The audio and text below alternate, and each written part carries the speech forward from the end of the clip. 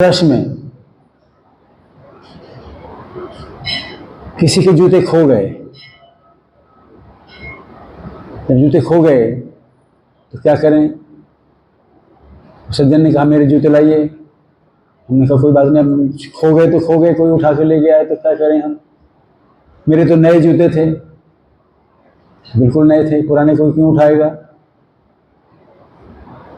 आप वैसे जूते और ले आइए, जितने पैसों के आए थे वो पैसे हमसे ले लीजिए, या हमें दुकान बताइए, हम आपके लिए वो जूते ले आए जैसे आपके थे। नहीं, मुझे तो वही जूते चाहिए। अब वही जूते हम कहाँ से लाएंगे? ले गया। बोले तुम्हारे में से ही किसी ने चुराए हैं। अब ये तो हद हो गई। हम तुम्हें ऐसे लगते हैं क्या? उस वक्त मैं पढ़ाता था कॉलेज में, मेरे साथ ये ऋषि जी वगैरह सब बालक थे। ऋषि जी को तब पप्पू कहते थे कि पप्पू से ऋषि जी हो गए हैं।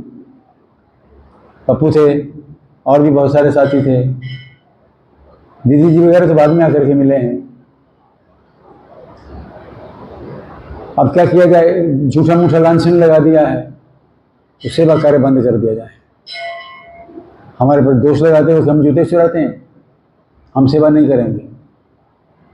अगले मंगलवार कियोस्क मच गया, 500-700 हज़ार लोग आते थे। जब जूते नहीं संभाले जाएंगे तो कियोस्क मच जाएगा। जब मचा तो उस दिन 4-6 जूते और गुम हो गए। मेरा ले लो मुझे। अभी आयु में छोटे थे, समझ थी नहीं। हम बड़े चौधरी बने कि देखा हमने सेवा बंद की, देखो कैसा मजा आया। और 4 मंगलवार के बाद लगा कि हम कितने पागल हैं, लोग तो कुछ भी कहेंगे, आप सेवा बंद कर दोगे क्या? जब सेवा बंद का अब दोबारा शुरू कैसे करें? बड़ी तड़ीब में आकर के बंद किया है। अब रिक्वेस्ट करें मंदिर वाले तब जाकर के शुरू करें। उनको भी 4 मंगलवार के बाद लगा चलो इनसे रिक्वेस्ट करते हैं, भाई सेवा बंद क्यों कर दी? हमसे पूछा क्यों सेवा बंद कर दी? हमने कहा आप लोग, आपके लोग हमें चोर बताते हैं। बोले नहीं नहीं, दुनिया तो कहती रहती है आप सेवा शुरू करो, और हम तो पहले तैयार बैठे थे करने के लिए। सेवा शुरू हुई तो मन में ख्याल आया कल को ये कुछ और इल्ज़ाम लगा देंगे, तो इससे अच्छा एक जगह सेवा और शुरू कर लो। तो मैं और एक लड़का संजीव मल्होत्रा, हम दोनों ने जाकर 8 सेक्टर मंदिर में सेवा करनी शुरू कर दी। वहाँ गए, जूते बिखरे पड़े थे, सब जूते लाइन में लगा दिए। जिनके जूते गंदे थे उनके जूते साफ कर दिए। 4-6 मंगलवार बीते, कुछ लोगों ने कहना शुरू कर दिया ये तो आपने बड़ा अच्छा काम कर दिया, आप बहुत अच्छा काम करते हैं, तारीफ किसको अच्छी नहीं लगती। हमने कहा अगर अच्छा काम हम करते हैं तुम भी करो, हमारे साथ चलो। कुछ लोग हमारे साथ जुड़े। फिर हमने उनको वहाँ छोड़ा। वहाँ छोड़ करके हमने 15 सेक्टर मंदिर जाकर के सेवा शुरू कर दी। चंडीगढ़ के जितने मंदिर थे सबको थोड़ी थोड़ी देर के बाद कवर करते हुए हमने 40 मंदिरों में सेवा कार्य शुरू किए। जूते संभालना बस। आज भी अगर मुझे कोई परमिशन दे, मुझे करने नहीं देते। जितने सफाई से जूते मैं और ऋषि जी संभाल सकते हैं उतने कोई संभाल नहीं सकता। जितनी हमारी स्पीड हुआ करती थी जूते संभालने की, चाहे जितना मर्जी रश हो। एक दिन यानी कि एक चोरी का इल्ज़ाम सेवा का महायज्ञ बन गया। फिर एक दिन मंदिर में सेवा कर रहे थे, झाड़ू लगा रहे थे। एक माँ बाप बच्चे को लेकर के आए मंदिर में, शिवालय में गए। शिवालय में मैं सफाई कर रहा था। तो सज्जन ने बोला अपने बच्चे को भगवान को प्रणाम कर। तो शंकर जी के पास गया, बाबा जी जय। बाबा जी के बाद वो नंदी बैल के पास गया, गौ माता जय। उसके बाद गणेश जी के पास गया, बोला जय हाथी। और शिवलिंग को हाथ लगा करके दोनों को बोलते जय पत्थर। बड़ा मन दुखा कि अपने बच्चों को इतना भी संस्कार नहीं है।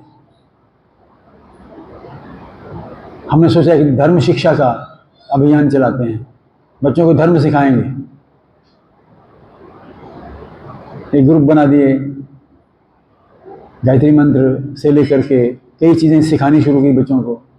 फिर परीक्षा रखी, आपको जितना हमने सिखाया है उसकी परीक्षा दो। पूरा एक सेंटर सेटअप हुआ, पेपर बटे, आंसर शीट दी गई, बच्चों ने लिखा, और हमारा मन था कि 1000 बच्चों को हम धर्म शिक्षा दिलाएंगे। और फिर उनसे सवाल पूछेंगे।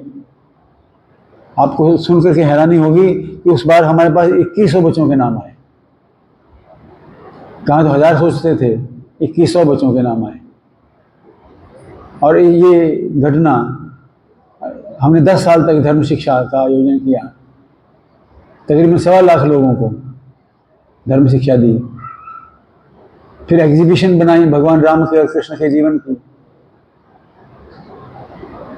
सैकड़ों लोगों ने, हजारों लोगों ने उन एग्जीबिशंस को देखा, ठीक उसी तरीके से जैसे ब्रह्म कुमारियां लगाती हैं। लेकिन हमने सनातन धर्म की एग्जीबिशंस बनाई। नहीं, छोटा एक से एक काम बढ़ता चला गया। और एक दिन मैं किसी को मिलने के लिए पीजीआई गया। आप सोच नहीं सकते, बाहर खड़े थे, बरसात आ गई, तो अंदर जाने की बजाय, दफ्तर की बजाय, सामने एक टूटा फूटा मंदिर था। हम मंदिर में घुसे, चलो बरसात से बचेंगे, पर मंदिर का हाल बरसात में बाहर से भी खराब, सारी छतें चो रही, टीन शेड, पुजारी कोई नहीं। बंदा ने बड़ा मन दुखा, भगवान के ऊपर पानी पड़ रहा है। एक ठेकेदार को बुलाया, एक छत डाल दे। कितने पैसे लगेंगे? उसने कहा 24,000 रुपये लगेंगे। मेरे 20,000 मेरे पास थे, हमने कहा डाल दे छत, कोई बात नहीं। और छत को डलवाने के लिए मुझे रोज पीजीआई जाना पड़ता। एक दिन क्या हुआ, एक मरीज 4 ईंटें लगा करके बीच में पत्ते, कागज टुकड़े जला करके दाल बना रहा था। पुरानी बात है, आज तो पीजीआई में सब सुविधा है। दाल बना रहा था, उसको पुलिस वाले ने डंडा मारा। क्या गंद डाल रहा है? गंद वो डाल ही रहा था, और उसकी दाल गिर गई। अब भूखा सोया होगा, मन दुखा। फिर सोचा अब मंदिर तो हम बना ही रहे हैं, यहाँ एक छोटा सा शेड डाल देते हैं और उसमें एक स्टोव रख देते हैं, ताकि जिसने अपनी दाल वाल बनानी हो यहीं बना ले। स्टोव हमने रखा हुआ है। फिर लगा स्टोव रखना क्या है, आजकल स्टोव कौन जलाता है, गैस का चूल्हा रख देते हैं। गैस का चूल्हा रख दिया। फिर किसी मंदिर वाले ने कहा हमारे पास दाल बड़ी फालतू होती है, लोग चढ़ा जाते हैं, हमारे से दाल भी ले जाया करो।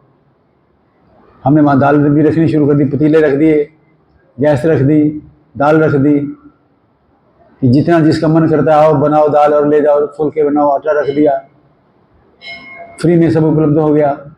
और 50-50 लोग रोज में वहाँ पे खाना बनाने लग गए। हमने बाहर एक बोर्ड लगा दिया, माता जानकी रसोई, आप आइए, दाल पड़ी है, आटा पड़ा है, अपने 4 जने हो, 5 जने हो। आजकल तो भंडारा की आपकी नाव, भंडारा चला जाता है। कुछ नहीं होता था, लोगों ने दाल वाल बनानी शुरू करी, बड़ा उत्साह मिला। फिर लोगों ने सोना होगा, दाल फुल्का तो हो गया, नींद आए तो क्या करें सर्दी के मौसम में। उस जगह पे हमने 20 कंबल भी रख दिए, 20 से 200 हो गए। छोटी छोटी सी बात के ऊपर बात बढ़ती चली गई और एक संस्था बन गई जिसका नाम राम नाम सुमरन सत्संग बना। 2 काम नहीं करते थे, ये कभी नहीं करेंगे। सेवा करेंगे, शिक्षा देंगे, प्रदर्शनी लगाएंगे, समझाएंगे, क्लास लगाएंगे, पढ़ाएंगे, दो काम नहीं करेंगे। एक तो कीर्तन कभी नहीं करेंगे, भजन नहीं गाएंगे। गाना आता किसको था? एक सज्जन ने एक दिन मंदिर में बात करी, ध्यान देना इस बात के ऊपर। हमारे से बात कर रहा है कि मेरा बड़ा मन है मैं सुंदरकांड का पाठ कराऊं, पर इस महीने तो हाथ नहीं पहनता है, अगले महीने कराऊंगा। मैं हाथ नहीं पहनता का क्या मतलब हुआ? इतने पैसे खर्च हो जाते हैं सुंदरकांड का पाठ करने पर कि तुम्हें एक महीना इंतजार करना पड़ेगा। तेरे घर में हम पाठ करेंगे, तेरा कोई पैसा नहीं लगेगा, तू बस भगवान को भोग लगाना है। तुम्हारे घर में 50 लोग आने वाले हैं या 100 लोग आने वाले हैं, तुम उतने लड्डू मंगाना, बस गिन करके वही प्रसाद में देंगे। भोजन बनाने की इजाज़त नहीं है, चाय पिलाने की इजाज़त नहीं है, पैसा चढ़ाने की इजाज़त नहीं है। पाठ हम करेंगे, पर आता किसी को नहीं पाठ करना। पाठ किया हो तो आए। कॉलेज में से म्यूजिक डिपार्टमेंट वालों को रिक्वेस्ट करी, तुम पाठ तुम पढ़ देना यार, हमें तो आता नहीं है। तो 2 बच्चे मान गए हम पाठ कर देंगे, पाठ करने के लिए आ गए। पाठ शुरू हुआ, बहुत सुंदर पाठ हुआ। और खर्चा कितना आया पाठ पर? 25 रुपये। अब तो आप पाठ करें तो करने वाले ही आपसे 10-20 हज़ार ले जाएगा। तेरे घर में पानी भी नहीं पिएंगे, तू बस भगवान का स्मरण कर, लोगों को बुला, पाठ हम पढ़ेंगे, लोग सुने। वो इतना फैला कि संस्था का नाम हो गया। उधर से वो पीजीआई वाला प्रोजेक्ट चल रहा, कमरा बन गया। अब भगवान की रसोई बन गई, अब रसोई भगवान का हाल बन गया। तो कोई पुजारी भी चाहिए, अब पुजारी चाहिए तो पुजारी के लिए कमरा चाहिए। अब रहेगा तो वो रोटी भी बनाएगा तो रसोई चाहिए। अब रहेगा, रोटी पकाएगा, खाएगा, शौच भी जाएगा, उसके लिए शौचालय भी चाहिए। ये सब बन गया, और सब 3 महीने के अंदर अंदर बन गया। हमने पहला वहाँ समागम किया, कुछ लोगों को बुलाया, आइए मंदिर का समागम है। डायरेक्टर साहब आए पीजीआई के, कहने लगे ये क्या कर दिया, ये तो पूरा मंदिर बन गया, ये तो डेमोलिशन प्लान में था। मेरे मुंह से निकल गया, कहना नहीं चाहिए था। प्लान जो भी थी, अब मंदिर बन गया, मंदिर तो टूटने से रहा। लाख डायरेक्टर आएंगे, लाख डायरेक्टर जाएंगे, मंदिर नहीं टूटेगा। उन्होंने कहा अच्छा नहीं टूटेगा, तुम्हारा सारा सामान उठा करके, जो तो सामान काम का था, जैसे कंबल थे, एक बस थी, जो जो कुछ सामान था सब रख करके फालतू का सामान हमारे घर में एक ट्रक फेंक दिया और वहाँ पैरा लगा दिया कि इनको आने ना दिया जाए। अब हम क्या करें, सामान कहाँ रखें? तो पंचकूला में एक कमरा किराए पे लिया। आज भी हनुमान जी महाराज के उस संकल्प का हम पालन करते हैं।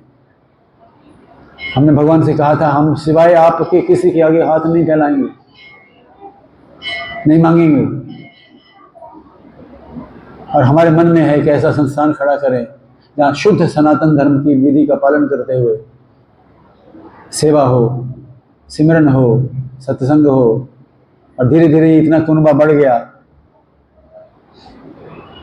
ये प्लॉट मिल गया। मिलने की कोई उम्मीद हमें नहीं थी, बड़े बड़े पहुंच वाले लोग थे पीछे, हमारे पास ना पैसा ना धेला। मैं अकेला, मेरे राम में अकेला, अप्लाई तो कर दिया था मांग तांग करके, पर कहा भगवान जी आगे से मांगेंगे नहीं। ये अलॉट हो गया प्लॉट, और कितना गंदा था। 6 प्लॉट थे, एक ये वाला, एक ये राधा स्वामी सत्संग वाला, एक आपके 25 में ही और है, क्या है वो नाम उसका, कौन सा, जो सचदेव वर्ष का है, उन सब में गरीब हम ही थे, और हमें अलॉट होने का सब हमारी पॉलिटिकल पहुंच नहीं थी, कोई हमें जानता नहीं था। पर जिसने इस प्लॉट के लिए अप्लाई किया, ये जिसमें हम बैठे हैं आज, आप बैठे हैं, ये सबने पहले देख लिया होगा। हम भी देख लेते तो हम भी अप्लाई ना करते। इतना गंदा, इतना उबड़ खाबड़, इतने टोए टिब्बे, सर पकड़ लिया, भगवान क्या कर दिया, क्या दे दिया है। पर भगवान ने कहा तुम देखना, यहाँ इतना सुंदर स्थान बनेगा, याद करोगे।